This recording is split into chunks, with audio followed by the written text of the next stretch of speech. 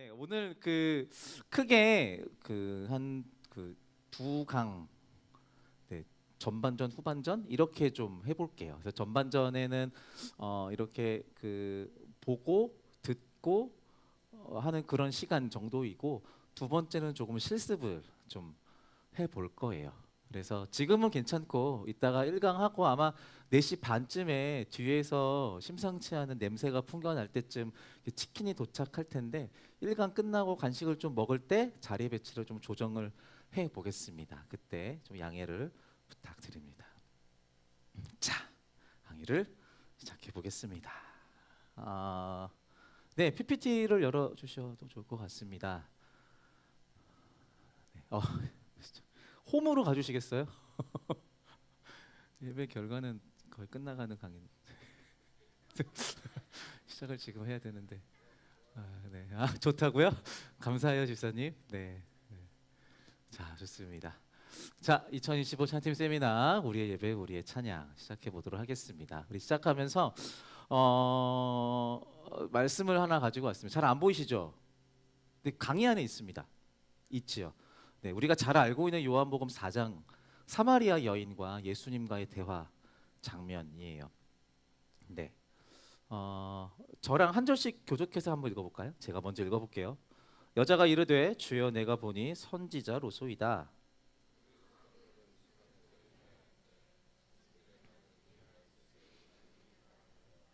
예수께서 이르시되 여자여 내 말을 믿으라. 이 산에서도 말고 예루살렘에서도 말고 너희가 아버지께 예배할 때가 이르리라.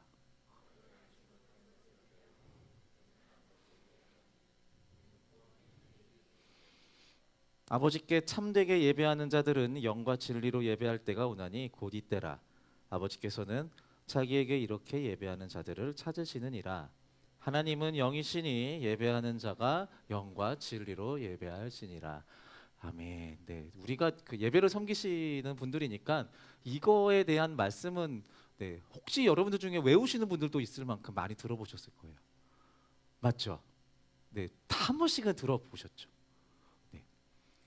그러면 이 구절이 의미하는 게 뭘까요? 예배하면은 이 사마리아 여인의 이 대화라는 걸 알잖아. 그리고 청년분 잘 모르겠는데 저희 주일 1, 2, 3부 예배 때는 예배 시작할 때 다 이거 하지 않나요? 시작할 때 하나님은 영이시니 예배하는 자가 영과 진리로 예배할지. 다 이거 하잖아요. 청년부도 하나요? 매달 첫째 주에 그렇죠. 네. 자, 그러면 예배하는 자가 영과 진리로 예배할지니라, 이 말씀의 의미가 뭘까요? 매달 첫째 주에 매번 이거를 하는 우리 청년부 주나임에서 대답을 해주시면은 선물을 한번, 네. 목사님 찬스 안 돼요? 되게 좋아하시네. 네. 하나님은 영이시니 예배하는 자가 영과 진리로 예배할지니라. 또는 사마리아 여인과 예수님과의 이 대화가 왜 예배하는 사람들에게 있어서, 예배를 섬기는 사람들에게 있어서 마치 필독 도서인 것처럼 자주 언급이 될까?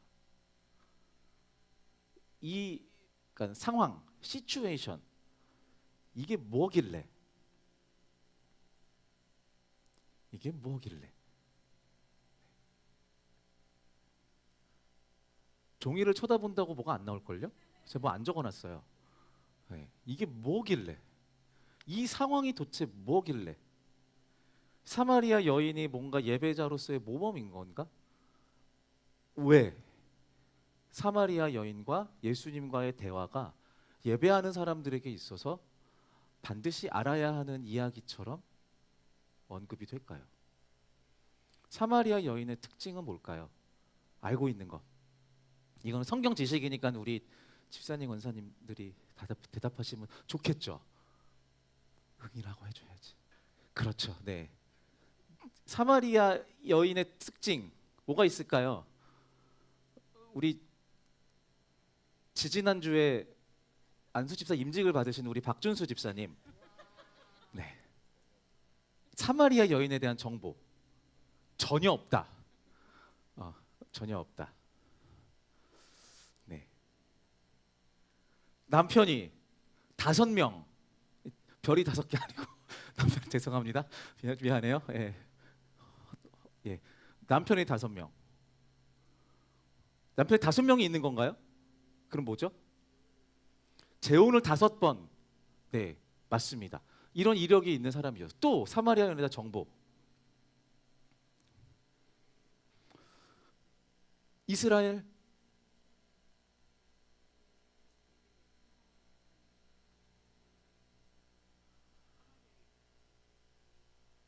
맞아요. 지금 사마리아 지역에 대한 특징을 얘기하셨어요. 뭐냐 하면은 그 유대인들에게 있어서 예전 역사에서는 그들의 한 민족이었으나 어떤 이방 민족의 혼혈 정책 때문에 그 유대인 민족으로서의 정체성을 잃어버린 사람들이 그 사는 그 무리 가운데 수도가 사마리아였어요. 그 사마리아에 사는 여인, 그 사마리아 여인인 거예요. 이름이 사마리아가 아니고 사마리아 지역에 사는 여인이라는 거죠. 말씀하신 것처럼 유대인들에게 무시받는다라는 말은 너무 점잖은 거고 약간 멍멍이 취급당하는 쓰레기 취급당하는 그런 존재가 사마리아에 있는 사람들, 사마리아 여인. 또 정보가 있을까요? 이 정도면 될 것 같아요. 자, 사마리아 여인과 예수님께서 대화를 합니다. 사마리아 여인에게는 5명의 남편이 있었어요. 이 5명의 남편이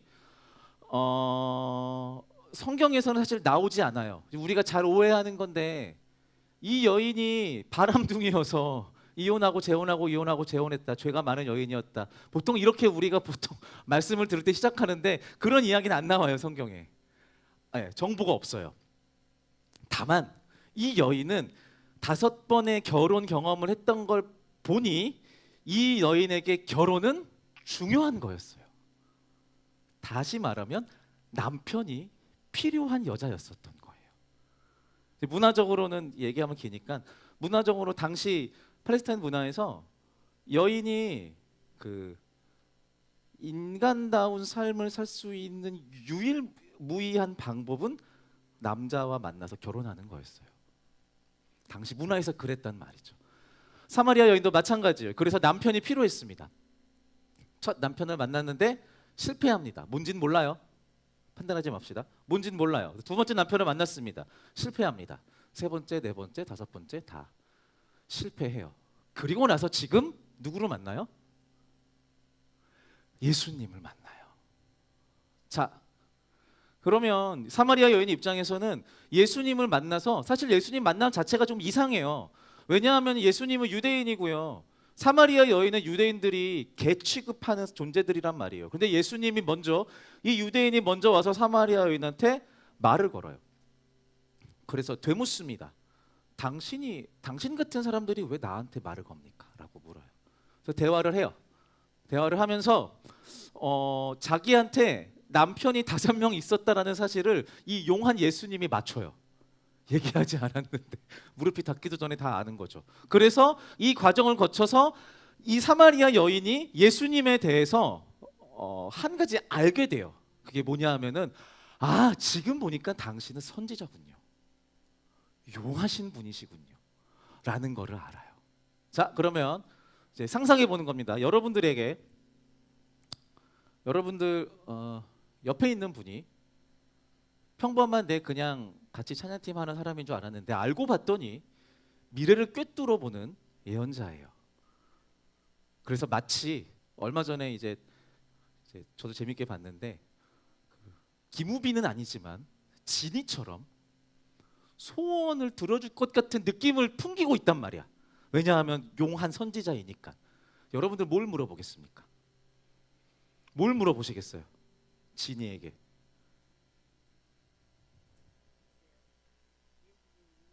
예수님 믿느냐? 진이에게. 자, 여러분들 옆에 소원을 들어줄 수 있는 존재가 있어요. 그럼 뭘 물어보시겠습니까? 뭘 물어보시겠어요? 당황하셨나요? 네, 뒤에서 크게 웃으시는 우리 자매님, 뭘 물어보시겠어요? 용한 선지자가 옆에 있어.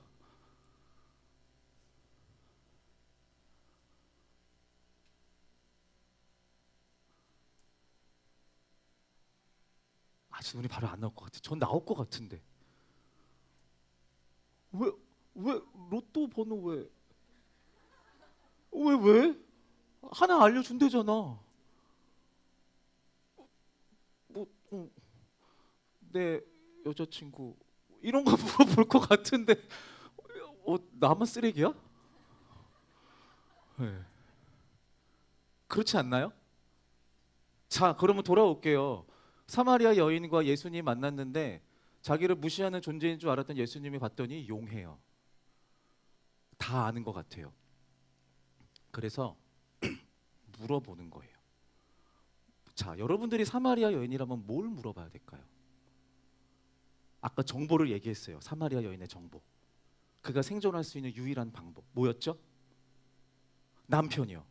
남편이요. 근데 계속 실패해 왔잖아요. 5번 실패했잖아요. 자, 그러면 이 여인은 예수님한테 뭘 물어볼 수 있을까요? 상식적이라면 좋은 남편 만나게 해주세요. 좋아요. 질문으로 바꾸면 내 좋은 남편 어디 있나요? 이걸 물어봐야 돼요. 왜냐하면 이게 사마리아 여인의 가장 큰 소원이거든요. 가장 궁금한 거예요. 이걸 찾으면 자기가 잘 살 수 있거든요.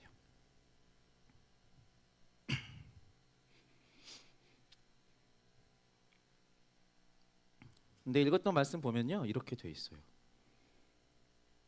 자, 인지 여자가 이르되 내가 보니 당신은 선지자입니다. 그 다음에 이제 질문이 나오는 거예요. 첫 번째 질문. 우리 조상들은 이 산에서 예배했는데 당신들의 말은 예배할 곳이 예루살렘에 있다고 하더이다. 라고 물어요. 달리 질문으로 바꾸면 뭐죠? 나는 어디서 예배해야 하나요? 를 묻는 거예요. 이 지점이 되게 신기한 거죠. 왜냐하면 용한 선지자에게 이 여인이 마땅히 물어볼 최고의 관심사는 당연히 남편이어야 정상인 것 같아요. 그런데 이 여인은 사실 남편보다 하나님을 예배하는 것이 더 큰 관심사였던 거예요. 그래서 예수님과의 대화가 쭉 이어지는 겁니다. 하나님은 영이시니 예배하는 자가 영과 진리로 예배할지니라까지 갈 수 있었던 거예요. 사마리아 여인의 예배의 대상이요, 우리가 볼 땐 당연히 남편이어야 되는데 하나님으로 전환되어 있는 거죠. 예배라고 하는 것이 무엇인가라고 했을 때 우리가 이 이야기, 요한복음 4장의 사마리아 여인과 예수님의 이야기를 떠올릴 수 있다면 이렇게 연결 지으면 좋아요. 예배라고 하는 것은 인간적으로, 상식적으로, 객관적으로 나한테 가장 필요한 것이 아니라 하나님을 찾는 것이다. 더 정확하게 말하면, 더 정확하게 질문으로 바꾼다면 지금 내가 내 삶에서 예배하는 대상이 누구인가를 설정해야 된다라는 거예요. 사마리아 여인은 남편을 예배하는 것이 마땅했어요. 그런데 하나님을 예배했어요. 사마리아 여인에게 예배의 대상은 남편인 것이 훨씬 이 여인에게 유익하고 좋았을 거예요. 그런데 사마리아 여인의 예배의 대상은 하나님이고 싶었던 거예요. 예배라고 하는 것은요, 그래요. 우리 삶의 중심 이야기에 대한 이야기인 것 같아요. 네. 예배팀 세미나니까 우리는 누구를 예배합니까? 라고 하면 우린 누구를 예배하나요? 하나님. 네, 맞습니다. 자, 여러분들이 오늘 자기 전에 혼자 되물어 보는 거예요. 나는 누구를 예배하나? 당근 하나님. 이럴 수 있나요? 전 조금 자신 없어요. 저는 제 첫째 딸을 조금 예배하는 것 같아요. 제 아내를 조금 예배하는 것 같고요. 제 기타도 조금 예배하는 것 같고요. 그리고 또 뭘 예배하나? 뭐 그냥 취미인데, 요즘 취미인데 탁구를 좀 예배하는 것 같기도 하고요. 그 탁구 맞아요, 탁구. 네. 예배라고 하는 건 내 삶의 중심에 관한 이야기라는 거예요. 내 삶의 중심에 관한 이야기. 그래서 내가 누군가를, 무엇인가를 예배한다라고 하는 것은요, 그게 내 삶의 중심을 채우도록 내가 허용한다라는 거예요.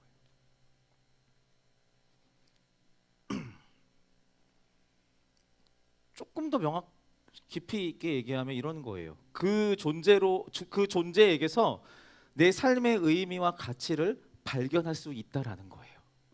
나는 내 딸에게서 제 삶의 의미와 가치를 발견할 수도 있어요. 네.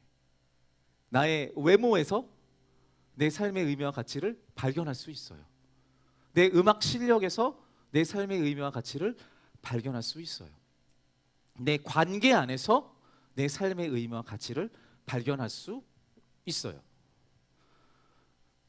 그래서 그 존재와의 관계에 의해 내 삶의 방향과 질이 결정되도록 내가 허용한다라는 겁니다. 이게 이제 예배에 대한 이야기예요. 그러니까 이거는 그냥 어떤 그 내 호감, 사소한 조그만 열정 이 정도가 아니에요. 이게 거칠에만 만들어내는 어떤 그런 그 얄팍한 관계 이 정도로 설명될 수 있는 것을 예배라고 하지 않아요. 예배라고 하는 것은 그 존재가 나한테 영향을 끼치도록 내가 허락하는 거예요.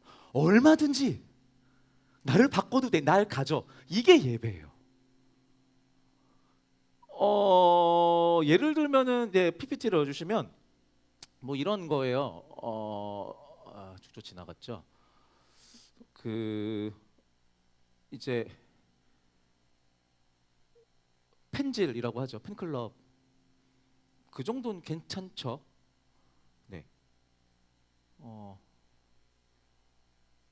저는 최근에 수지가 좀 예뻐요.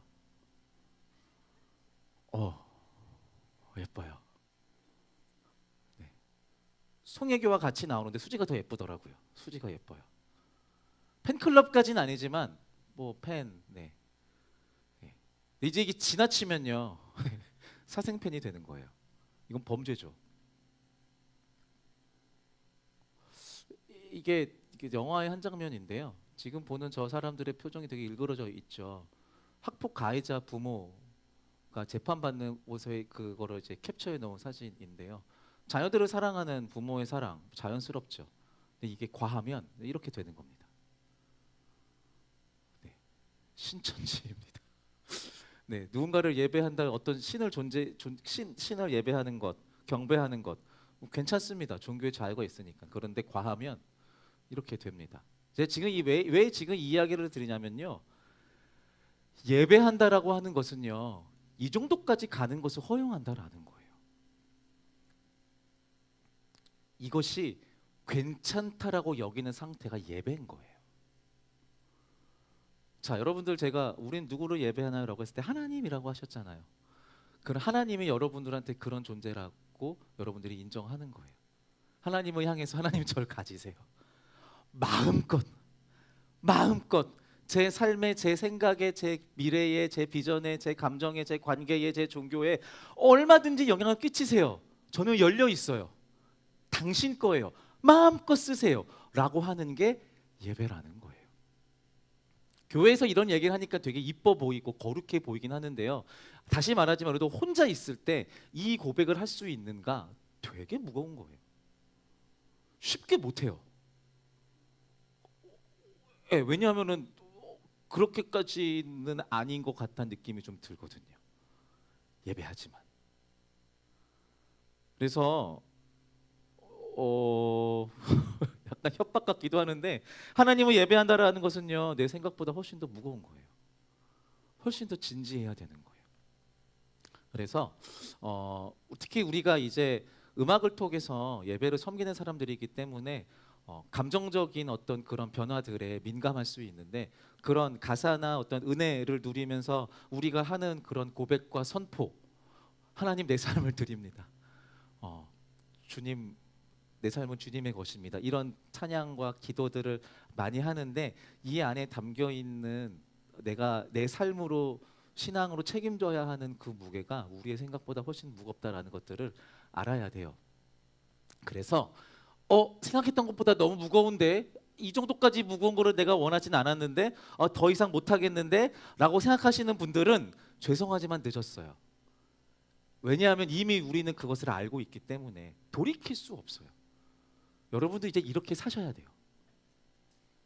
네, 저는 20살 때부터 교회를 다니면서 찬양팀을 했었거든요. 노래를 하고 싶어서요. 그냥 노래를 하고 싶고 화음을 하면서 고음을 뽐내는 그 재미로 살던 사람이었는데 이걸 경험하고 알게 되면서 돌이킬 수 없게 되더라고요.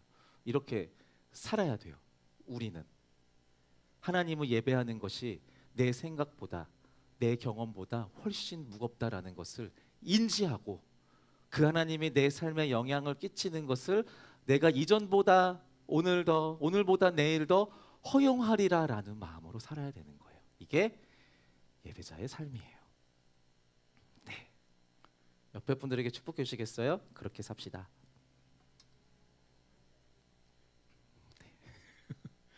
네, 협박처럼 얘기하면 안 돼요. 축복하셔야 돼요. 그렇게 사시기 바랍니다. 자, PPT 보시고 자, 예배는 뭐 땡땡이다라고 했는데 몇 가지 좀 같이 보시죠. 네, 강의안 보시면서 보셔도 되고요. 예배는 반응이다라고 합니다. 구약 예배에서 이 구약 성경에서 예배라고 번역할 수 있는 이 원어를 보면 이제 그 이 단어를 써요. 히시타하와. 외우실 필요 없어요. 이게 그 번역하면 땅에 엎드려 절하다라는 표현이거든요. 네, 땅에 엎드려 절하다라고 하기 때문에 오 예배와 어울리네라고 할 수 있는데 어원 이제 문화와 어원을 좀 버무려서 생각해 보면 이거는 사람을 만나서 인사할 때 가리키는 말이에요. 인사하는 겁니다. 예배는요 이 어원 히시타와라는 어원으로 볼 때 예배는요 인사하는 겁니다. 누구에게요? 하나님에게요. 하나님에게 인사하는 겁니다. 인사라고 하는 것은 누군가를 만났을 때 가장 먼저 나타나는 반응이에요. 인사에는요 그 인사를 받는 사람에 대한 관심과 그 존재 가치에 대한 인정이 좀 담겨 있습니다. 제가 지금 말을 좀 어렵게 했는데 당연한 거죠. 전혀 모르는 사람에게 아무것도 아닌 존재한테 인사하지 않아요.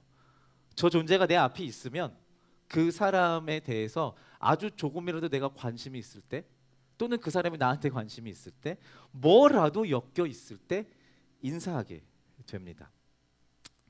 그래서 네 그냥 PPT 열어줘도 될 것 같은데 이게 제 딸이거든요. 셋째 딸인데 지금 조금 컸어요 저것보다. 네 미소인데 이름이 이 습관이 있었어요. 한때 말을 막 할 때 보는 사람마다 묻는 거예요. 저 사람은 누구예요? 라고요. 저 사람은 누구예요? 저 사람은 누구예요? 그럼 제가 알려줘요. 옆집 사람이야. 누구 목사님이야. 어떤 사모님이야. 어떤 언니야. 어떤 선생님이야. 이렇게 얘기를 해요. 그리고 제가 꼭 덧붙여요. 뭐라고요? 인사해야지. 이러면서 알려줬으니까요. 누군지. 예. 저도 모르는 사람을 소개해주진 않죠.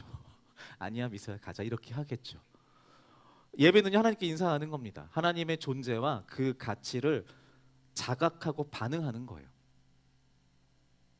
우리 가운데 있는 내 앞에 있는 내 안에 있는 내 삶을 주관하시는 그 하나님을 발견하고 그분이 나와 함께 있다는 것을 내가 인정하고 자각하면서 하나님께 반응하는 겁니다.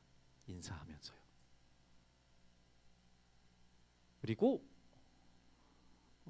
영적인 아버지께 자녀로서 반응하는 것이 또 히시타하와 인사하는 거다라고 할 수 있습니다. 로마서 1장 7절에 보면요 이렇게 기록이 되어 있어요. 로마에서 하나님의 사랑하심을 받고 성도로 부르심 받은 모든 자에게 하나님 우리 아버지와 주 예수 그리스도로부터 은혜와 평강이 있기를 원하노라. 네. 여기 보면은 이제 우리 아버지와 주 예수 그리스도로부터라는 표현을 사용합니다. 그리고 아까 우리가 읽었던 요한복음 4장 23절에 예수님께서 말씀하시죠.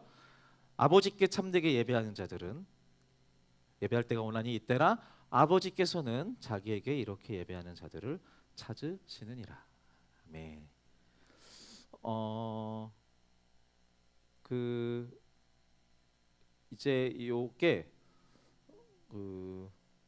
사실은 이제 신앙생활을 좀 해온 우리에게 하나님을 아버지로 이제 여기고 인식하고 찬양하고 기도하고 말씀 듣고 이러한 것들이 어색하지는 않아요. 되게 익숙합니다. 지금 여러분들의 표정을 보니 하나님이 아버지라고 이런 표정은 없어요. 제법 익숙하신 거죠. 우리의 영적인 부모이신 하나님에 대한 지식과 화면을 계속 띄워주셔도 괜찮습니다. 하나님에 대한 지식과 또 나를 향한 그 아버지 하나님의 은혜를 우리가 점검해야 합니다. 그러니까 이 두 가지, 천지의 창조주이신 하나님께 반응하는 것, 그리고 아버지께 자녀로서 반응하는 것, 인사하는 것이라고 했죠. 그래서 이러한 것들을 우리가 명확하게 알려면, 아까 말씀드렸지만 우리가 그 하나님 앞에 반응하는 것으로 예배한다라고 한다면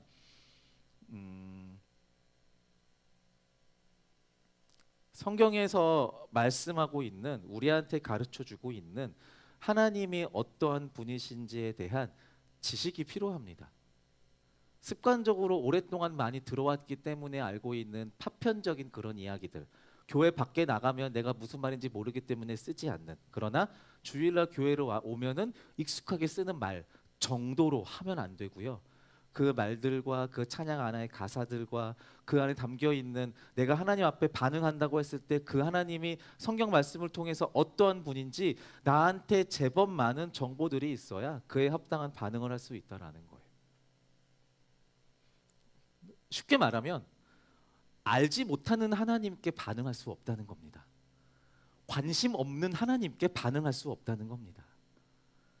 하나님께 더 기쁘게, 더 즐겁게, 더 적극적으로 인사하려면 그 하나님이 어떤 분인지를 알아야 됩니다. 한마디로 정리하면 공부하세요. 네, 성경에 대한 이야기, 하나님에 대한 이야기를 아셔야 합니다. 장담하건대 성경에 대한 이야기들을 많이 알면 알수록 우리가 하는 찬양의 가사의 곡조의 이야기들은 이전과 비교할 수 없을 정도로 풍성해질 겁니다. 그러므로 공부하십시오. 공부하는데 어떻게 공부해야 될지 잘 모르겠다. 여러분들 팀에 있는 리더 목사님에게 알려달라고 하십시오. 바지끄댕이 붙잡고 이게 무슨 말이에요? 이게 무슨 의미예요? 비를 왜 준비해요? 예루살렘을 왜 그리워해요? 이런 거 물어보십시오. 네. 이런 것들을 알아야 우리가 수없이 듣고 노래하는, 연주하는 그 찬양 안에서의 하나님에 대해서 진짜 진심으로 인사하고 반응할 수 있을 겁니다. 네, 다음이요. 예배는 사귐입니다. 좀 비슷하기도 한데요.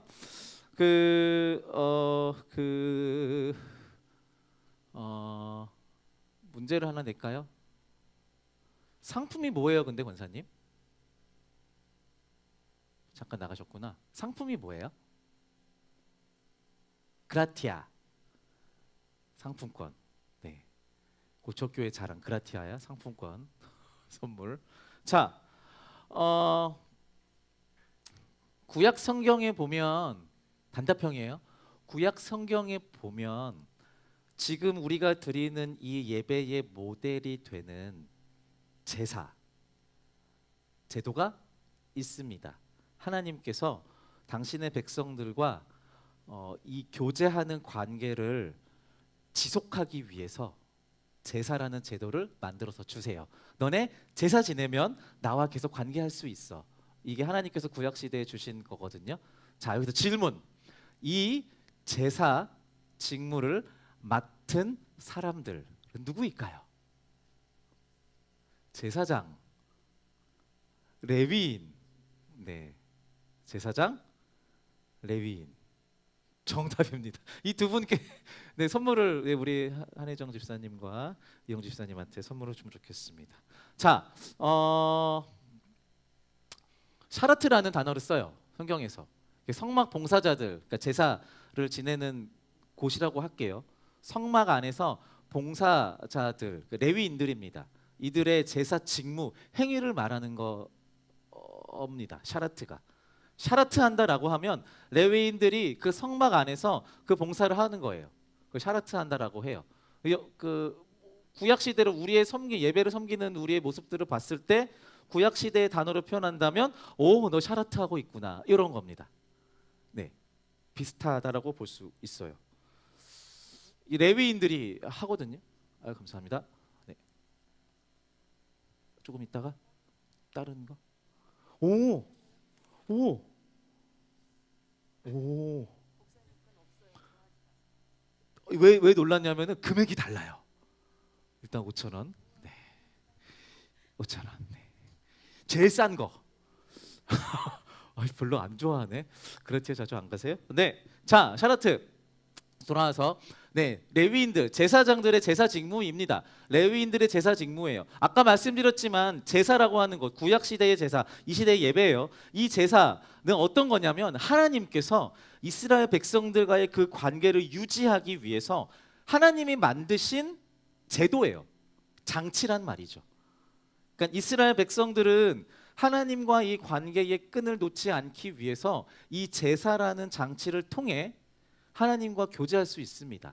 그리고 이 제사를 지내는 성막 안에서 이 직무를 하는 사람들 한 명 한 명의 그 일을 샤라트라고 하는 거예요. 정리하면요, 레위인들이 하는 이 샤라트는요, 하나님과 이스라엘 백성들 사이의 관계의 끈을 계속 유지시켜 주는 겁니다. 이 샤라트가 없으면 제사 직무를 행하는 사람들이 없다라는 거고요. 그 말은 이스라엘 백성들과 하나님 사이에 이 교제의 관계가 끊어진다라는 말입니다.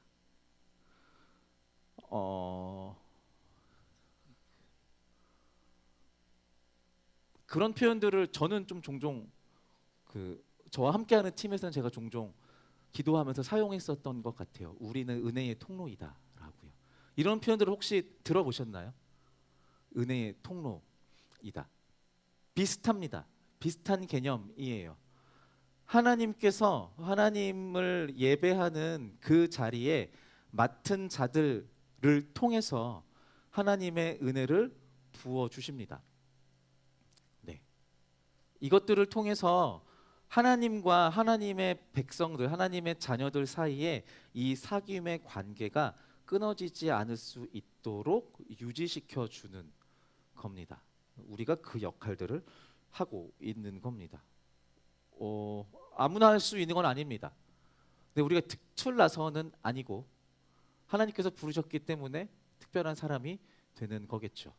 마치 레위인들이 나는 제사 직무 샤라트를 하기 위해 태어난 존재야, 그렇게 살래라고 선택한 게 아니고 태어났더니 레위인이고 제사장이 되어서 이 직무를 맡은 것처럼 우리도 비슷합니다. 달란트와 은사를 얘기할 수 있는데 달란트와 은사는 하나님의 영광을 위한 것이고요.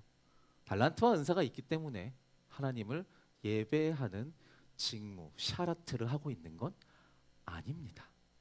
이 상관관계를 헷갈리시면 안 돼요. 네. 여기 관련된 이야기로 이렇게 좀 가지고 와봤어요. 예배와 예배 모임이 이렇게 구분이 됩니다. 이런 거예요. 지금 나는 예배하는가?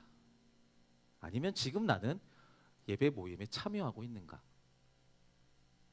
지금 나는 예배하는가? 예배 모임에 참여하고 있는가? 제가 볼 때 여기 있는 분들은 거의 대부분 예배 모임을 잘 꾸리는 사람들인 것 같습니다. 준비하는 사람들입니다. 네, 각 팀별로 섬기는 그 예배의 모임을 잘 준비하는 사람들입니다. 네, 저희 집사님 권사님들은 거의 다 찬양팀이니까 찬양팀 안에서 이제 그런 예배 모임을 준비하고요. 제 생각에는 오랫동안 겪어본 청년부를 보았을 때 주나인 분들 중에 거의 임원, 리더, 전, 현, 미래 그렇죠. 뭐 다르겠어요? 비슷하겠죠. 네, 예배 모임을 준비하는 사람들이에요. 네. 이 경계가 되게 어렵죠. 찬양팀에게. 뭐냐 하면 잘 준비되어진 예배 모임을 만들기 위해서 신경 쓰고 애쓰는 그 노력과 근데 나도 예배자인데 나도 예배해야 하는데 라는 이 경계를 지키는 것이 되게 어렵습니다. 네. 저 같은 경우에는 이제 찬양팀 이렇게 할 때 그 보컬들한테 되게 많은 그 요구를 합니다. 화음 넣는 거나 맞추는 거나 리듬 맞추는 거나 이런 거 되게 많이 요구들을 해요. 네. 미리 얘기하지 않아서 쿠사리도 먹고 그러기도 하거든요. 악기팀은 말할 것도 없죠. 콘티 늦게 나오는 인도자 정말 판단하는 건 아니고 그냥 그런 인도자가 있을 수 있다라는 얘기를 하는 거예요. 네, 카피를 해야 되는데 늦게 나와. 어? 네, 최선을 네. 늦으면 안 돼요. 맞아요. 늦으면 안 돼요. 이거를 위해서 내가 어떻게 준비를 하는데 나는 이 예배 모임에 이거를 섬기기 위해서 최선을 다해서 준비해야 되는 책임감을 가지고 임하는데 가끔 그런 현타가 와요. 예배를 끝나고 난 다음에 내가 실수 없이 잘 하긴 했는데 실수 없이 잘 끝나긴 했어. 예배가 끝나긴 했는데 아씨 뭐 한 거지 내가? 이런 느낌이 들 때가 있어요. 사람들도 와서 괜찮았다라고 말도 하는데 예배 좋았다라고는 하는데 왠지 모르는 공허함들이 있을 때가 있어요. 우리는 그 경계 안에서 수도 없이 왔다 갔다 하는 사람들인 것 같아요. 그 사실 되게 그 우리끼리만 아는 거죠. 짠하는 사람들이죠. 왔다 갔다 하는 경계를 가끔 그럴 때도 있어요.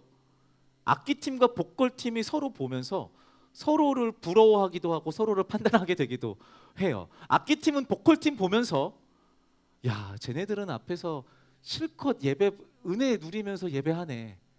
이런 마음이 들 때도 있어요. 보컬팀은 악기팀 보면서 뭘 할까요? 쟤네들은 삶에서 무슨 일이 있었건 다 숨겨지니까 카메라도 안 비치고 하는 것만 하면 되네. 다 나름대로의 고충을 갖고 왔다 갔다 하면서 이쪽에 하면서 이걸 잘하기 위해 다 같이 애쓰는 사람들인 겁니다. 행사로서의 예배요. 예배 모임이죠. 행사로서의 예배에서는요, 외적인 조건들이 중요합니다. 모인 사람들의 숫자도 중요해요. 아무도 없으면 의미가 없기도 해요. 물론 언제나 의미가 없는 건 아니지만 거의 그래요. 또 예배를 드리는 그 분위기와 성향들도 예배 모임에서는 고려해야 될 대상이에요. 외적인 거예요. 예배 행사를 맡은 예배 모임 행사를 맡은 사람들의 퀄리티도 중요해요. 우리가 드리는 예배 모임에서 맡은 사람들 누가 있을까요? 찬양팀 잘해야 돼요. 잘 준비해야 돼요. 노래 잘해야 되고요. 엔지니어 잘해야 됩니다. 소리 잘 뽑아내 주셔야 돼요. 네. 갑자기 팀 아니지만 그 각 예배팀에서 엔지니어 섬기시는 분들에게 정말 많은 축복을 주시고 존경과 사랑과 어떤 그런 것들을 이렇게 돈으로 표현해 주세요. 말로만 하지 마시고요. 네. 이따가 악기팀도 할 거예요. 자, 맡은 자들 찬양팀은 찬양을 잘해야 돼요. 잘 준비해야 됩니다. 설교자 설교를 잘해야 됩니다. 대충 와서 잘 전달되지 않는 목소리로 이렇게 하면 안 돼요. 잘 해야 됩니다. 찬양 인도자 찬양을 잘 준비해 와야 되고요. 말하자면 잘 지휘해야 돼요. 악기 연주자 숙련된 악기 연주를 해야 됩니다. 우리뿐만이 아니에요. 회중들도 예배 모임을 위해서 잘 준비하고 마음의 준비를 하고 와야 합니다. 이 모든 것들이 잘 어우러지면 어떻게 돼요? 예배 모임이 성황리에 성공적으로 잘 끝날 수 있습니다. 여러분 지금 저는 조롱하는 게 아니에요. 우리가 일반적으로 섬기는 예배 안에서 이 예배 모임을 실수 없이 잘 흘러가게 하기 위해서 우리는 애쓰는 사람들이라는 거예요. 이게 가치 없지 않아요. 얼마나 소중한데요. 중요합니다. 중요합니다. 다만 이런 것들을 하는 것에 있어서 우리 안에 중심이 무엇으로 채워져야 하는가에 대해서 우리가 끊임없이 계속 스스로 피드백해보고 옆 사람과 대화를 하면서 그 예배 모임이 성황리에 잘 끝났다라는 만족감이 아니고 이 안에서 내 삶에 하나님께서 어떤 말씀을 하시고 어떤 교훈을 주시고 내 삶의 비전으로 어떻게 끌고 가시는지에 대한 이런 영적인 이야기들을 우리가 나눌 수 있고 찾을 수 있어야 한다라는 겁니다. 예배 모임이 중요하지 않은 것은 아닙니다. 그런데 예배 모임 안에서 예배에 대한 갈망이 사라진다면 예배 모임은 실패한 겁니다. 다시요. 예배 모임 안에서 예배에 대한 갈망과 갈증이 사라진다면 예배 모임은 실패하는 겁니다. 그런데 예배 모임 안에서 예배에 대한 갈망과 갈증을 찾으려면 예배 모임을 잘 해야 됩니다. 우리는 이것을 잘하기 위해 애쓰는 사람들인 겁니다. 그러므로 우리는 준비를 잘해야 될까요? 못해도 될까요? 잘해야 됩니다. 옆에 있는 분들에게 축복해 주세요. 잘합시다. 네. 네. 아까 사귐에 대한 이야기를 했어요. 사귐에 대한 얘기를 했는데요. 예배가 하나님과 이스라엘 백성들 사이에 샤라트라는 직무를 통해서 이 사귐이 이루어진다라고 얘기하면서 여기까지 왔는데요.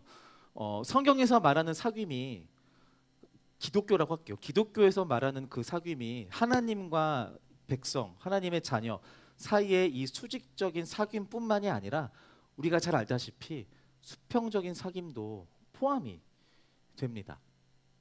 그 프린트물에 있는 것 같은데 여기 보면 마태복음 5장 23절 24절 말씀 좀 같이 볼까요?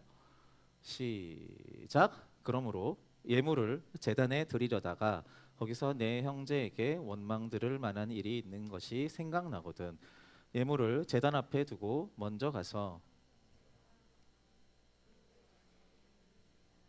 네. 아까 연결해 보면 이런 거예요. 예배 모임을 잘 하기 위해서 애쓰는 우리의 노력들 그리고 이걸 통해서 하나님을 예배하는 것에 내가 실패하지 않고자 하는 갈망들 그런데 가끔씩 그런 사람들을 만나요. 저도 사역하면서 되게 자주 만나는데 하나님을 향한 열정, 하나님을 예배하고자 하는 그 열심, 그리고 그거 안에서 내 안에 만들어져 있는 어떤 영적인 기준, 그런데 그 기준에 부합하지 못하고 모자라 보이는 팀원, 사람들을 보며 이야, 우리가 예배하는데 어떻게 삐리리 같은 이런 모습으로, 이런 말투로, 이런 복장으로, 이러한 준비 상태로 예배를 하냐라고 되게 쉽게 말하는 사람들을 만나요.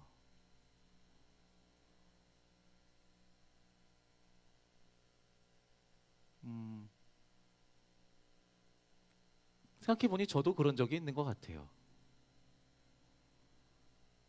생각해보니 왜 그랬을까? 간단해요. 하나님을 정말 잘 예배하고 싶었어요. 하나님을 예배하는 것에 있어서 양보 지점이 생기면 안 된다고 생각했어요. 왜냐하면 하나님이니까. 하나님을 예배하는 것에 이러한 부족한 부분들을 내가 그냥 넘어가는 것이 인정할 수 없다라고 여겼던 것 같아요. 그래서 원래 저 되게 착하거든요. 웃으시네요. 되게 착하거든요. 네, 누구한테 싫은 소리 잘 못하고 긴장하는 스타일인데 왜 그랬는지 되게 쓴 소리, 마치 이렇게 뭐 꼰대 중에 상꼰대가 된 것처럼 막 이렇게 지적하고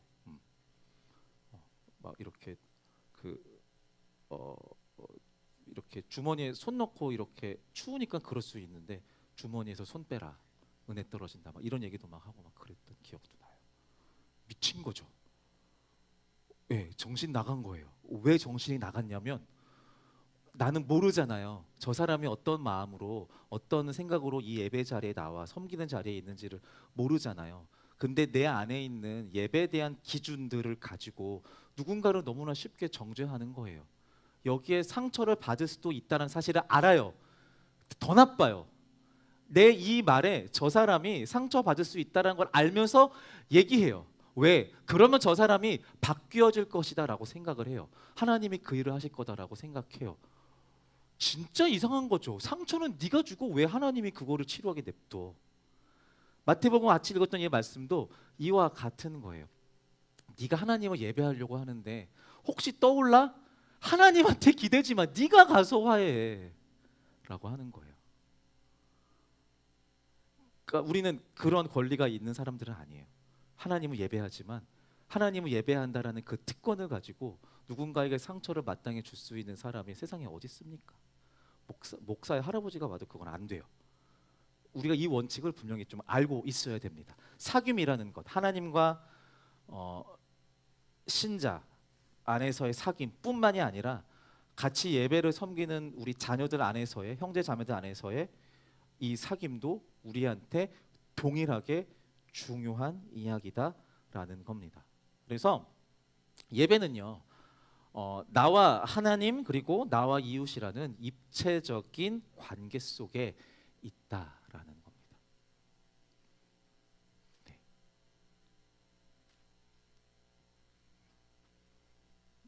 이게 제일 중요한 것 같아요. 네. 나와 하나님만 생각하면 좋은데 그럴 수 없습니다. 그래서 품어줄 수 있어야 됩니다. 이제 여기 있는 우리 집사님 권사님들은 되게 오랫동안 예배팀을 섬겨본 경험들이 저보다 오래 있는 분들도 있을 것 같고요. 네. 지금 썰을 풀자면은 되게 길어질 것 같은데 여러분들이 참고 넘기면서 봐주고 그랬었던 사람들의 목록들이 어마어마하게 많을 겁니다. 어우, 내가 그때 그 인간. 으아, 내가 몇 달 참았는데 몇 년 참았는데 결국 떠났어. 되게 많을 거예요. 네, 그렇게 섬기는 겁니다. 왜냐하면 우리의 예배는 이윤 창출을 목적으로 모이는 게 아니거든요.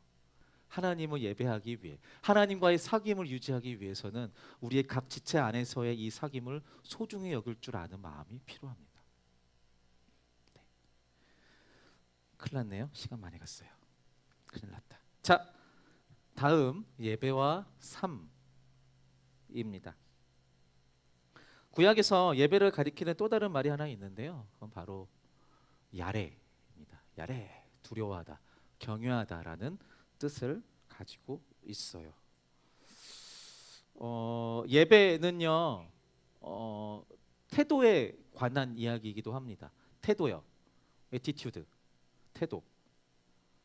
그리고 이거는 단순히 예배를 드리는 주일날 그 자리에 정자세로 또는 은혜 받은 자세로 예배하는 그런 자세 정도가 아니라 우리의 일상 안에서요. 하나님을 예배하는 예배자로 살아간다면 일상에서 내가 하나님을 어떤 존재로 여기는가, 그에 합당한 자세와 태도로 살아가고 있는가, 뭐 이거를 말하기도 합니다. 그리고 그 말은 내가 하나님을 어떤 분으로 인식하고 있는가, 그 인식이 내 삶에서 어떤 영향을 주고 있는가, 내가 하나님을 나의 주인, 나의 아버지, 나의 친구, 나의 구원자, 나의 반석, 나의 인도자, 나의 기업, 이런 등등등의 이야기들로 인식하고 있다면 그 하나님, 나의 기업과 나의 구원과 반석과 자비와 오래 참으시는 그 하나님의 하나님 되심이 내 삶에 영향을 주고 있는가, 그것은 내 삶의 태도에서 드러난다라는 겁니다.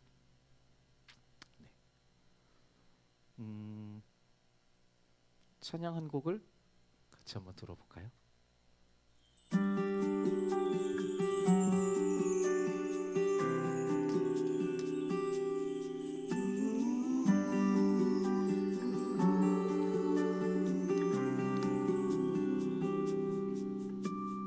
나의 몸을 산제사로 드립니다. 내 모든 삶 주 안에 나 주께 속했네. 나의 맘과 모든 생각 내려놓고 주 뜻대로 순종해. 나 주 위에 살리. 나의 몸을 산제사로 드립니다. 내 모든 삶 주 안에 나 주께 속했네. 나의 맘과 모든 생각 내려놓고 주 뜻대로 순종해. 나 주 위에 살리. 이제 내가 사는 것 아니요, 내 안에 그리스도 사는 것이라.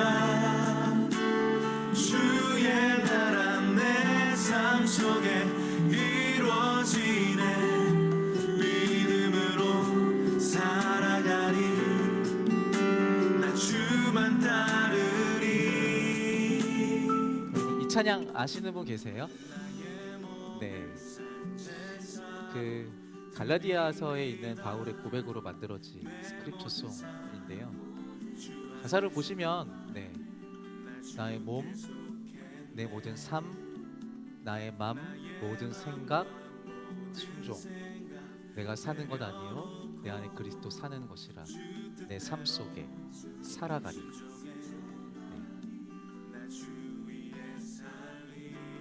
예배라고 하는 것은요, 그냥 주일에 드려지는 예배 모임, 찬양과 경배 모임 정도에 끝나지 않습니다.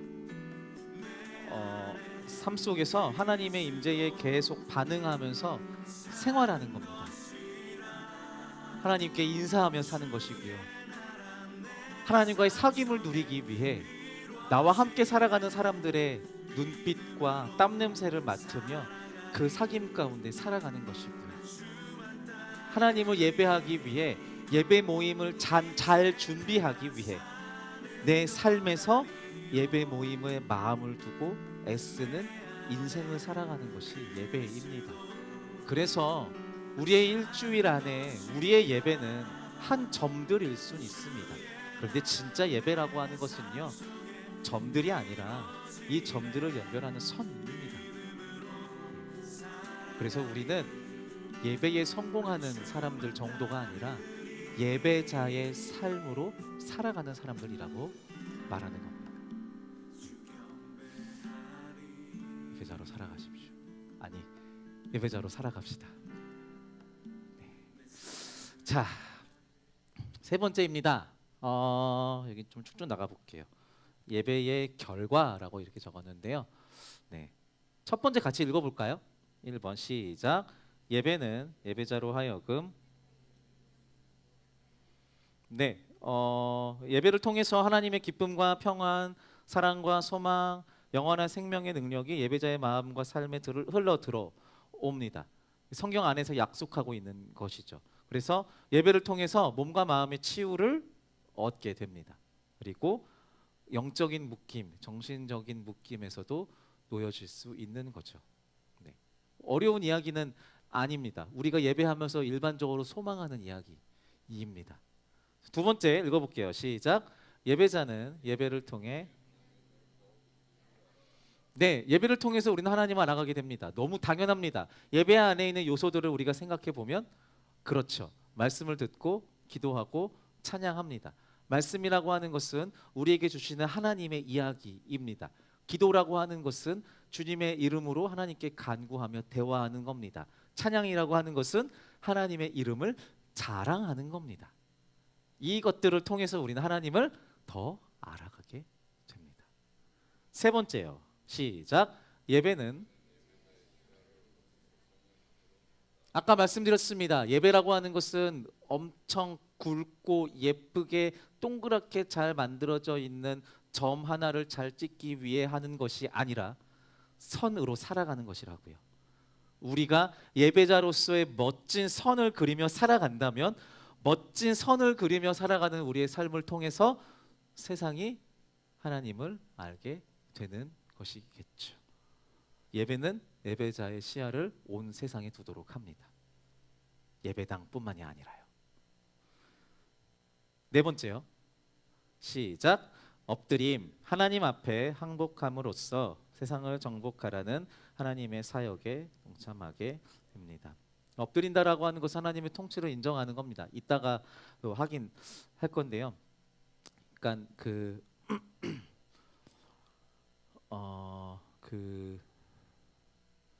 이분 이름은 잘 모를 수 있으니 패스하죠. 그러니까 내가 엎드린다라고 하는 것은 내가 속해 있는 그 자리에 항복한다라는 의미입니다. 하나님 앞에 항복한다라고 하는 것이고요. 그 말은 그곳이 그 터전이 그 장소가 내 것이 아니라 하나님의 것이다라는 표현인 것입니다. 우리 전쟁 이런 것들을 잘 모르기 때문에 또 이제 그 요즘 시대 전쟁 말고 또 옛날 시대 전쟁은 잘 모르지만 보통 이제 그 이긴 나라가 그 패전국의 왕을 앞에 꿇어 앉혀 놓고 엎드리게 하잖아요. 예. 당신한테 항복합니다라고 하는 것은 이제 내 땅은 당신 것입니다라는 표현이거든요. 네. 예배는 이러한 것입니다. 하나님 앞에 항복해서 엎드릴 때 하나님의 통치가 시작되고 예배자는 하나님의 통치 사역에 동참하게 됩니다. 네, 우리가 잘 알고 있는 또 노래 같이 좀 들어볼까요? 나와라. 내가 없구나.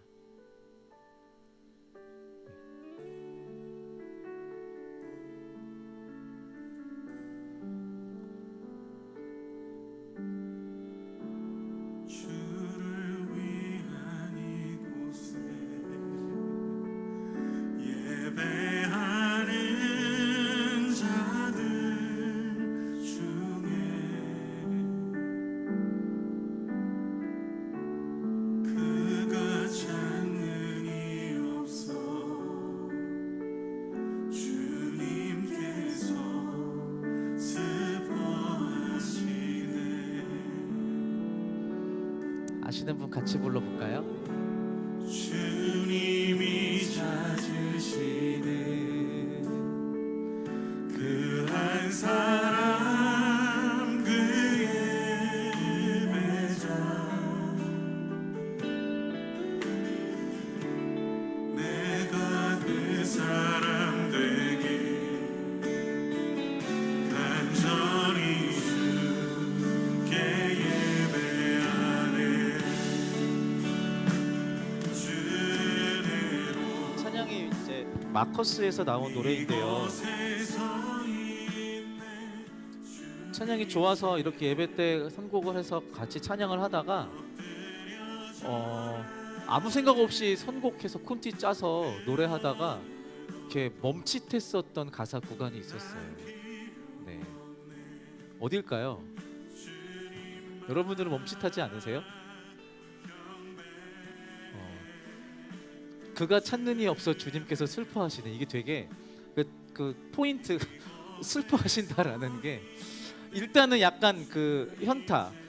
나 이렇게 예배하는데 주님이 예배하는 자가 없어서 슬퍼하신다? 서운하네. 이런 생각이 먼저 들었고요.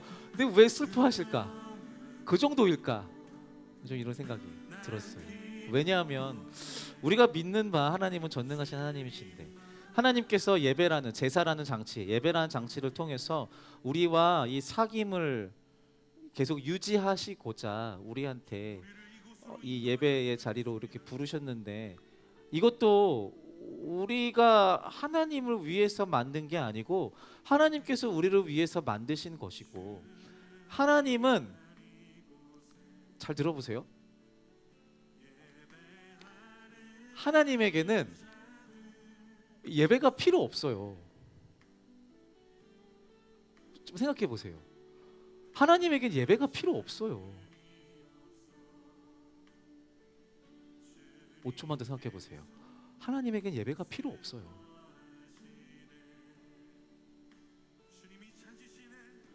예배는 누가 필요할까요? 우리가 필요해요.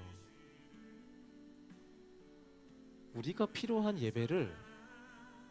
예배가 필요 없는 하나님이 우리한테 주신 거예요. 요거를 좀 생각해 보면 하나님께서 하나님을 전심으로 예배하는 자들을 찾으신다라는 이 말이 조금 공감이 될 거예요. 하나님은 당신의 필요에 의해서 어떤 예배자와 예배를 원하시는 분이 아니에요. 하나님에게 필요한 것은 아무것도 없어요. 완벽하시니까요. 그런데 그 하나님이 예배자인 저와 여러분들과 동역하기를 원하시는 거예요. 같이 하기를 원하시는 거예요. 내가 먼저 제가 하나님과 뭐 해볼게요. 제가 노래 좀 기똥차게 하거든요. 제가 일렉 한번 치면 사람들이 좀 우는 것 같아. 제가 좀 해요.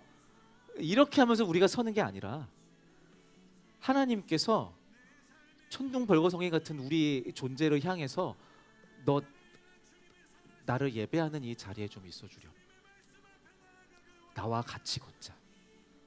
나와 같이 좀 일하자 라고 말씀하시는 거예요. 네.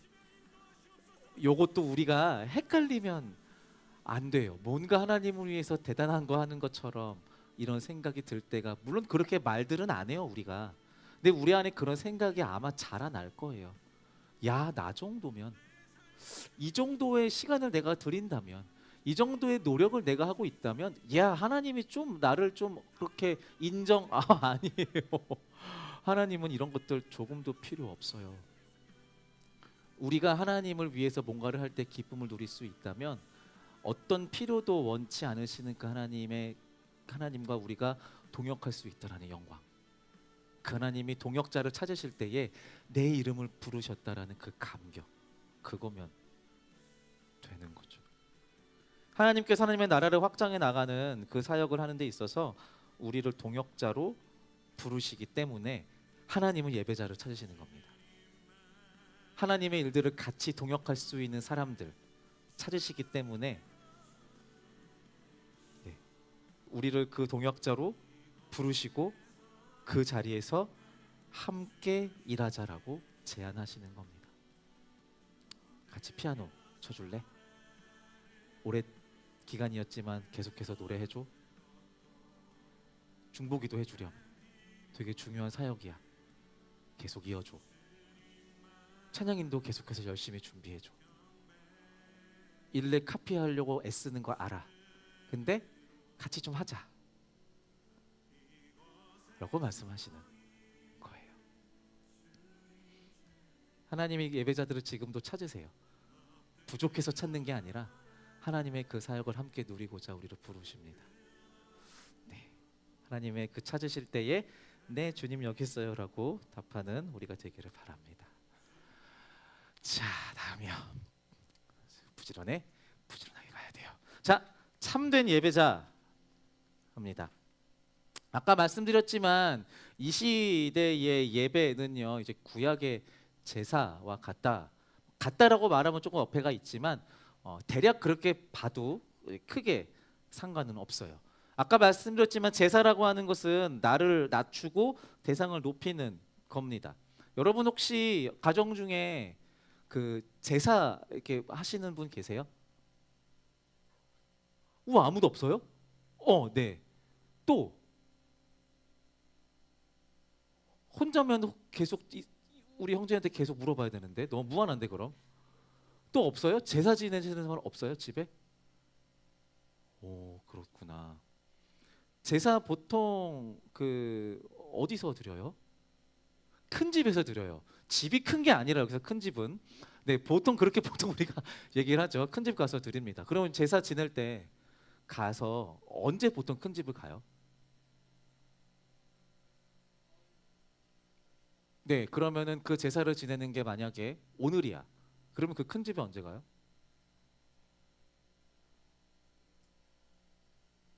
오늘에 가요. 그렇죠.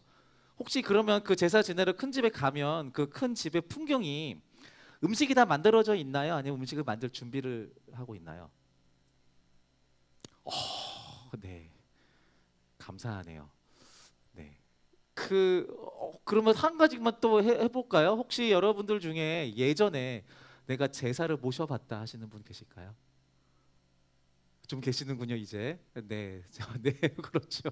네, 제사 지낼 때 가장 먼저 하는 게 뭘까요? 장 봐야죠. 음식 만들려면 장 봐야 됩니다. 저 같은 경우는 경동시장을 많이 엄마 따라갔었고요. 좋은 음식들 싸게 사려고. 네, 비싸면 안 되고 너무 퀄리티 떨어지는 거 사면 안 되니까 시장 가서 잘 아는 정육점 가서 좋은 고기 적이랑 이렇게 사가지고 와서 음식들을 만듭니다. 네, 계란 부친 게 부치고요. 그 혹시 형제님 이름이 뭐죠? 요한 형제님. 네, 요한 형제님인데 제사를 네, 그럴 수 있어요. 혹시 그 제사상을 좀 묘사해 줄 수 있어요? 어떻게 뭐가 올라가 있고 어떤 모양이고. 큰 상 두 개를 붙이고 병풍에, 그렇죠? 초, 밥과 국, 음, 약과와 고기와 그렇지. 고사리 도라지 올라가 있어요.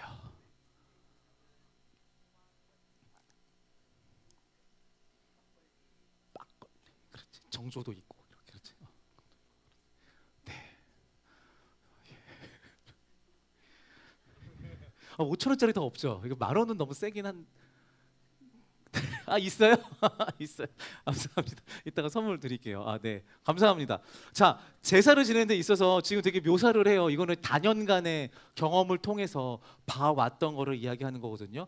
저도 제가 1세대 기독교인이어서 제사를 되게 오랫동안 봐왔어요.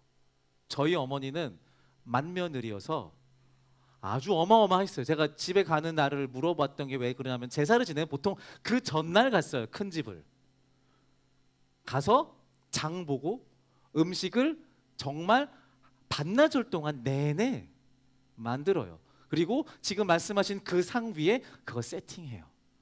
딱 보면요, 지금 얘기할 수 있는 것처럼 막 그 대충 막 여기저기 놓지 않아요. 혹시 알아요? 홍동백서 알아요? 들어봤어요? 홍동백서가 뭔가요? 들어만 봤어요. 홍은 동, 백은 서 이겁니다. 이게 제사의 규칙이에요. 되게 중요한 건데 중요하진 않아요. 또 하나 있는데 뭐였죠? 제사 좀 지내보신 분 집사님 중에 조유리 씨 이게 뭐죠? 조유리 씨가 밤이랑 대추 저도 몰라요. 이걸 다 알진 못하죠 저도. 예. 지금 몇 가지 규칙들이 있어요. 무슨 고기 놓는 순서도 있었던 것 같고. 예. 이게 제사 지낼 때 순서예요. 제가 왜 이걸 이렇게 길게 얘기하냐면요. 여러분 제사를 지낸다고 했을 때요. 아무렇게나 아무 때나 누구나 하지 않아요. 제사 지낸다고 하는 건요. 그 제사의 대상을 정말 기리는 거예요. 높인다라는 거죠. 네. 높이고 기리는 거예요. 제사를 지낼 때 그 높이고 기리는 대상을 위해서 내가 준비하는 음식과 뭔가를 가지고 오잖아요. 쓸데없고 별 볼 일 없고 퀄리티 떨어지는 거를 가져오지 않아요. 정말 중요한 거, 소중한 거, 맛있는 거, 잘 정돈돼 있고 제대로 만들어져 있는 것들을 가지고 와요. 그 말은 뭐냐? 내가 제사 지내는 그 대상을 향한 존경을 나타내는 거예요. 반드시 귀한 제물이 필요하고요. 그 귀한 제물은요. 그리고 당연히 나한테 소중한 것들이에요. 나한테 필요 없는 것들을 제물로 가지고 오는 제사는 없어요. 나한테 소중한 것들을 가지고 와요. 그래서 아까 우리가 들었던 함께 나눴던 찬양 중에 나의 몸을 산제사로 드립니다. 이렇게 나의 몸을 산제사로 드립니다.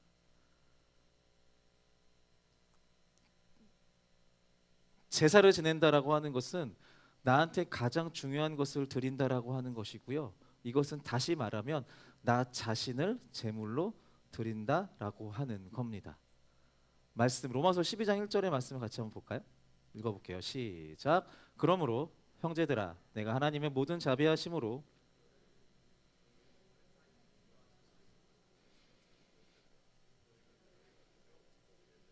네, 주님이 원하시는 것은 우리의 몸 그 자체입니다. 네, 이것도 되게 중요한 개념이에요.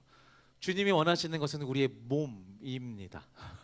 여기서 말하는 몸이라고 하는 것은요, 존재 자체를 말합니다. 존재 자체를 말합니다. 그리고 이 존재 자체라고 하는 것은요, 이 존재를 하나님께 드린다고 했을 때 내 마음의 중심을 하나님께 드린다라는 것과 같은 것을 의미하는 것 같아요. 그러니까 다시 말해서 이 참된 예배자란 마음의 중심을 내가 온전히 하나님께 향해서 삶의 모든 것을 쫓아 살아가는 사람을 말합니다. 처음에 우리가 얘기했었던 사마리아 여인과 같은 이미지일 것 같아요. 남편을 쫓는 삶이 아니라 하나님을 예배하는 것을 가장 갈망하는 삶. 나에 있는 모든 것들을 다 들여서 하나님을 쫓아 살아가기를 소망하는 자. 사무엘상에 보면 이게 말씀인데 사무엘상에 보면 사무엘과 그 하나님과의 대화 장면에 이거든요. 사무엘상 16장 7절이요. 사람은 외모를 보거니와 나 여호와는 중심을 보느니라 하시더라. 사무엘이 봤을 때 그 이새의 아들들이 쭉 있었는데요. 그 중에 왕으로 삼을 만한 사람들을 보고 사무엘이 계속 찍어요. 이 사람이요? 아니. 둘째요? 아니. 셋째요? 넷째 기가 막히게 잘생겼어요. 아니. 그래서 마지막에 얘기하는 거예요. 그 막내 다윗. 야, 사람이 볼 때에는 외모를 보지만 나는 마음의 중심을 봐라고 하면서 다윗을 찍으시는 장면이에요. 잠언 4장 23절은 솔로몬의 잠언이죠. 같이 읽어볼까요? 시작. 모든 지킬 만한 것 중에 네, 멋진 말이죠. 저도 자주 쓰는 말이에요. 마음을 지키는 것, 마음을 지킨다라고 하는 것은 내 전 인격, 전 존재에 대해서 지킨다라는 것을 의미해요. 이것이 새어나가고 삐져나가지 않을 수 있도록 지킨다라는 것을 의미해요. 솔로몬은 요것을 알고 있었어요. 왕인 솔로몬이 그의 아들들과 신하 부하들에게 이 잠언의 교훈을 적으면서 야, 우리가 살아가는데 제일 중요한 건 이거야 라고 말하는 게 이 장면인 거예요. 재산을 지키고 가족을 지키고 관계를 지키고 너희들이 매번 하는 그 제사의 규례들 지키는 거 중요해. 그런데 그것보다 더 중요한 거는 너희들 안에 그 모든 행동들을 할 수 있게끔 만드는 원동력인 하나님을 향한 여호와 하나님을 향한 그 갈망, 그 마음을 변치 않고 지키는 게 제일 중요해라고 말하고 있어요. 누가요? 솔로몬이요. 솔로몬의 말년은 어땠나요? 너무 신학적인 질문이니까 양한솔 목사님이 솔로몬의 말년은 어땠나요? 별로 안 좋았습니다. 이 표현을 빌려서 말하자면 솔로몬은 말년에 그의 마음을 지키지 못했습니다. 되게 중요한 게 있어요. 솔로몬은 이걸 알고 있었어요. 마음을 지키는 게 제일 중요하다라는 것을요. 마치 진리와 복음을 분명하게 믿고 알고 있는 사람인 거죠. 그런데 못 지켰어요. 그러니까 이게 무슨 말이냐면요. 마음을 지킨다라고 하는 것은 그러니까 우리의 신앙의 삶이죠. 신앙이라고 하는 것은요. 완성을 향해 가는 게 아니에요. 완성은 오지 않아요. 완성 안 돼요. 지금 여기에서 제일 그 신앙 연장자가 양광희 장로님, 네, 우리 찬양부 장로님 오셨는데요. 네, 저희 계속 이러고 있었거든요. 질문하고 웃고 이러고 있었는데, 네, 신앙의 완성에 어디까지 지금 100을 만점으로 한다면 어디쯤 도착하신 것 같으세요, 장로님? 반도 못 간 것 같습니다. 네. 한 10년쯤 후면은 반쯤 갈 수 있을까요, 장로님? 안 될 것 같아요? 그렇군요. 네. 저도 그럴 거라 장로님이 그럴 거라고 확신한다는 게 아니라 저도 그럴 거라는 거를 확신해요. 네. 완성은 없어요. 하나님을 알면 알아갈수록 내 마음을 지키는 것이 너무 어렵다라는 것을 우리는 뼈저리게 경험하고 살아가게 될 겁니다. 신앙이라고 하는 것은 과정입니다. 아까 말했던 선이요. 쭉 그냥 가는 겁니다. 마지막인데 이제 30분이다. 5분만 더 주세요. 하나님의 마음에 합한 자라고 하면은 보통 다윗을 이야기해요. 맞죠? 예배의 모범이죠. 사도행전 13장 22절 제가 읽어볼게요. 내가 이새의 아들 다윗을 만나니 내 마음에 맞는 사람이라 내 뜻을 다 이루리라 하시더니 네, 하나님께서 다윗에 대해서 이야기하는 장면이에요. 다윗은 여러분들에게 어떤 존재인가요? 어떠한 사람인가요?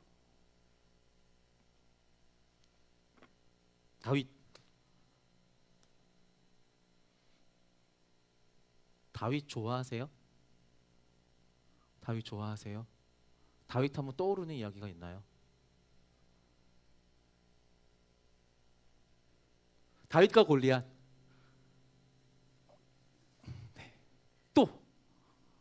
다윗 하면 떠오르는 거 있나요? 밧세바. 밧세바. 네. 조금 이장 나중에 나왔어야 되는 건데 잠깐 킵해두고 또 다윗 하면 떠오르는 거 있나요? 춤. 춤. 다윗처럼 춤을 추고 요거 지금 다른 거 하나 요즘에는 어쨌든 네 다윗 춤 연결되는 이야기들 대충 다 알고 계시죠? 얘기 안 할게요. 다윗 하면 뭐 떠오르는 게 있나요? 또 어? 어?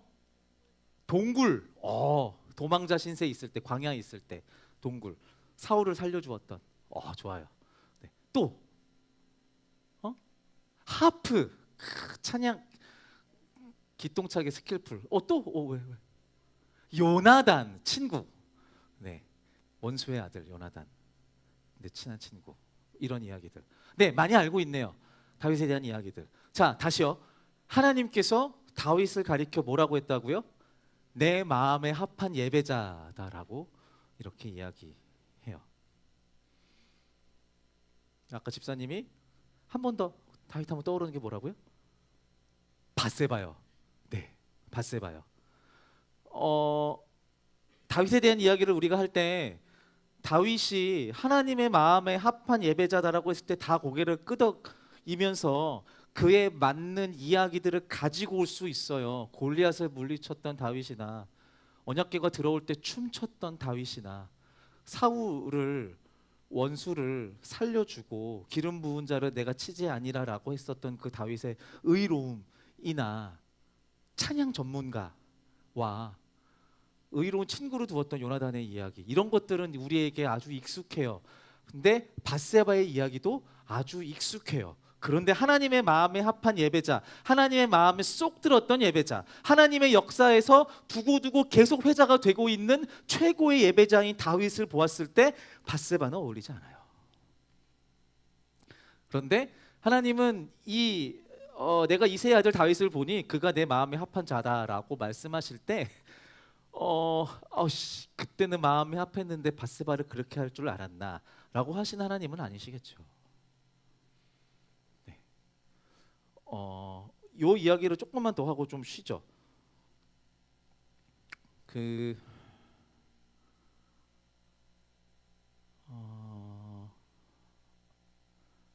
다윗이 어느 날 저기 건너편 건물에서 목욕하고 있는 밧세바를 보고 사로잡힙니다.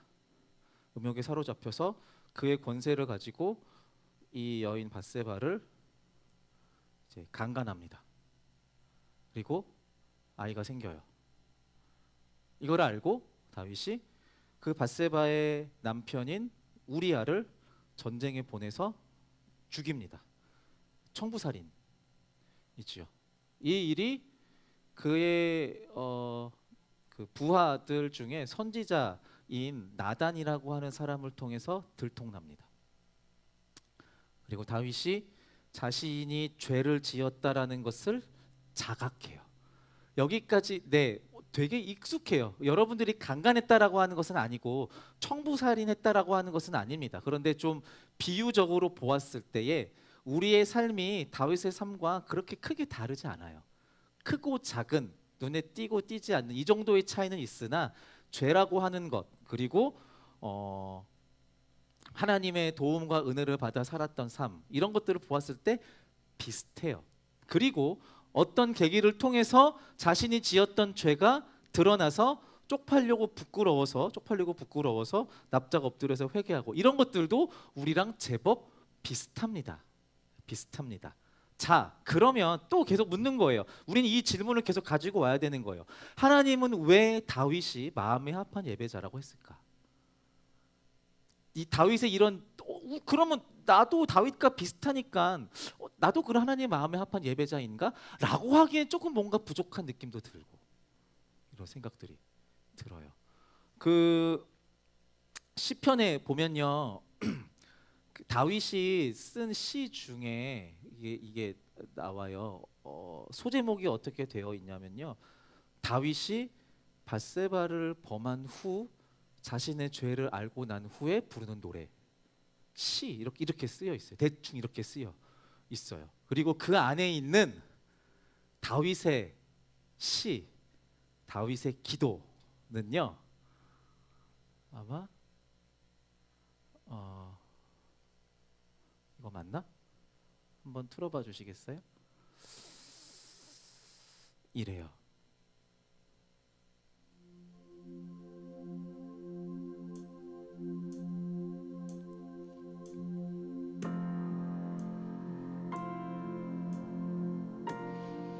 다시 말씀드리지만 다윗이 밧세바를 범한 그 죄를 인지하고 하나님 앞에 정직한 마음으로 주님 앞에 우리의 마음을 기도하는 쏟으며 기도문이에요. 이 노래를 우리의 기도로 삼아 계속해서 주 앞에 나아가겠습니다.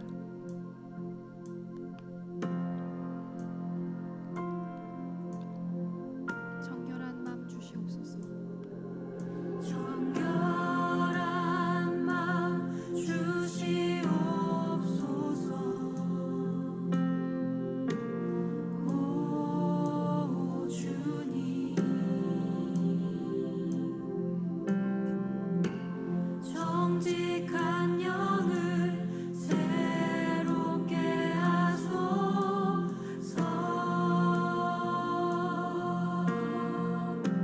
한 번 더 정결한 마음 주시옵소서. 정결한 마음 주시옵소서. 오 주님,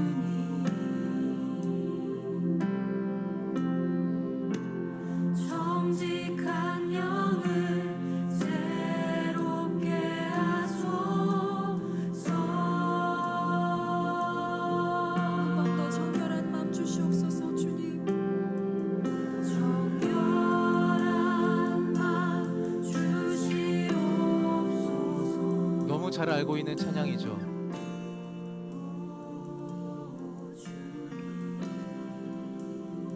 다윗이 자신의 죄의 더러움을 완전히 뒤집어 쓰고 하나님 앞에 기도하는 거예요. 주님, 나를 버리지 마십시오. 나를 떠나지 마십시오. 주님의 영이 내게서 떠나면 나는 망할 겁니다. 옛 사울 왕이 그렇게 망했던 것처럼 나도 망할 겁니다. 그러니 주님, 나를 떠나지 마십시오.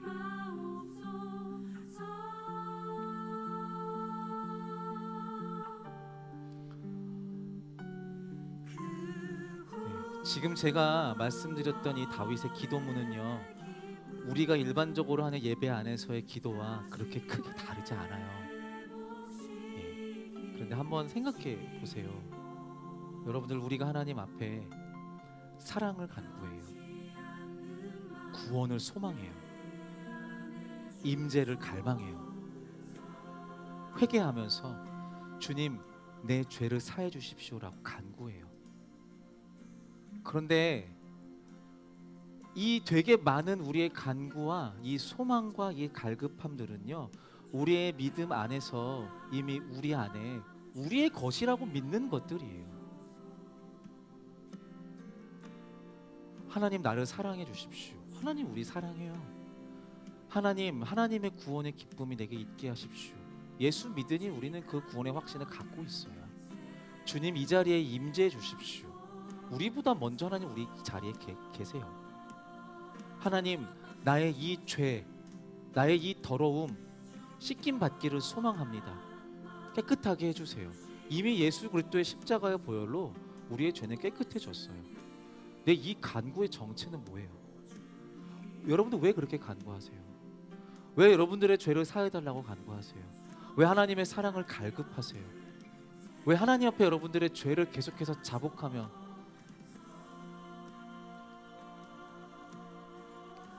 다윗이요, 자기가 죄를 짓고 하나님 앞에 주님, 나를 떠나지 말아 주십시오. 주님, 나를 떠나지 말아 주십시오. 그 영을 내게서 거두지 말아 주십시오. 내 안에 다시 이 구원의 기쁨이 샘솟게 하여 주십시오. 나는 하나님이 아니면 망할 존재입니다. 절대 나를 떠나지 말아 주십시오라고 간구해요.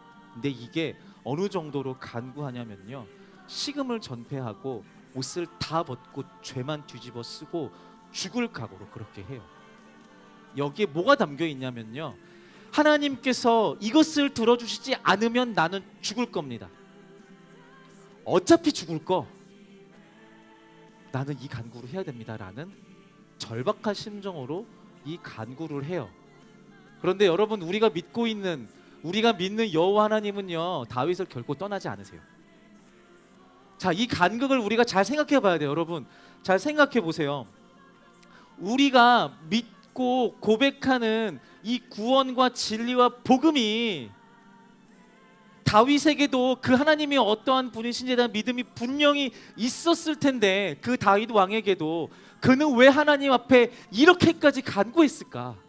왜 이렇게까지 절박했을까? 간단해요. 다윗은 진짜 불안했던 거예요. 내가 그동안 누리고 있었던 하나님과 하나님에 대한 그 기쁨과 구원의 행복과 그 따뜻함과 그 꽉 차 있었던 그것들이 내 것이 아닐 수 있다라는 두려움이 있었던 거예요. 그래서 진짜 무섭고 두렵고 떨리는 마음으로 하나님을 찾았던 거예요. 하나님, 이 구원의 기쁨 내 거인 줄 알았는데 아닐 수도 있겠군요. 주님의 영이 나한테서 영원히 떠나지 않을 것이다라고 알고 있었는데 내가 이 죄 때문에 하나님의 영이 나를 떠날 수도 있겠군요. 주님, 죽겠습니다. 내가 잘못했습니다. 다시는 그러지 않을게요. 돌이킬게요. 그러니 한 번만 더 기회를 주십시오. 돌이키겠습니다. 나를 떠나지 말아 주십시오. 라고 간구하고 있는 거예요. 여러분들, 우리가 예배 가운데 찬양하면서 그런 생각 안 해보셨어요? 오늘 우리가 지금 방금 들었던 이 정결한 마음 주시옵소서의 다윗의 고백은요, 하나님의 영이 떠날까봐 두려워하는 다윗의 노래거든요. 그런데 우리가 지금 믿는 사도행전 이후의 시대, 오순절 성령 강림 사건 이후에 살아가는 우리들은요, 성령님이 우리를 떠나지 않을 거라는 확신 가운데 살아가는 삶이란 말이죠. 성령님은 우리를 떠나지 않아요. 안 떠나요. 우리의 어떠함 때문에 떠나지 않아요. 그런데 우리는 이 찬양을 부르면서 눈물 흘릴 수 있어야 돼요. 왜냐하면 우리가 누리는 사랑은 원래 우리 게 아니거든요. 내가 믿는 구원은 나 때문에 믿어지는 게 아니거든요. 나를 떠나지 아니하시는 성령님, 내 안에 거주하셔서 나를 도우시는 그 성령님은요, 나의 어떠함 때문에 내 안에 있는 게 아니거든요. 그래서 우리는 이 갈망을 회복해야 돼요. 이게 우리 안에 굳어지는 순간 하나님이 나를 사랑하는 것이 당연해지고요, 내가 그 사랑을 누리는 것이 나한테 마땅한 것이 되는 거예요. 하나님이 다윗을 향해서 마음이 합한 자다라고 그렇게 말씀하신 이유는 단 한 가지예요. 다윗은요, 상한 심령이 있었어요. 갈급한 심령이 있었어요. 그가 누리고 있는 모든 것들이 원래 자기 것이 아니고 이것이 하나님으로부터 왔다라는 강한 확신이 있었어요. 이것을 알기 때문에 다윗은 늘 하나님께 붙잡고 매달리는 삶을 살았던 거예요. 예배자로서요. 그래서 하나님은 다윗을 향해서 마음이 합한 자라고 말했던 거예요.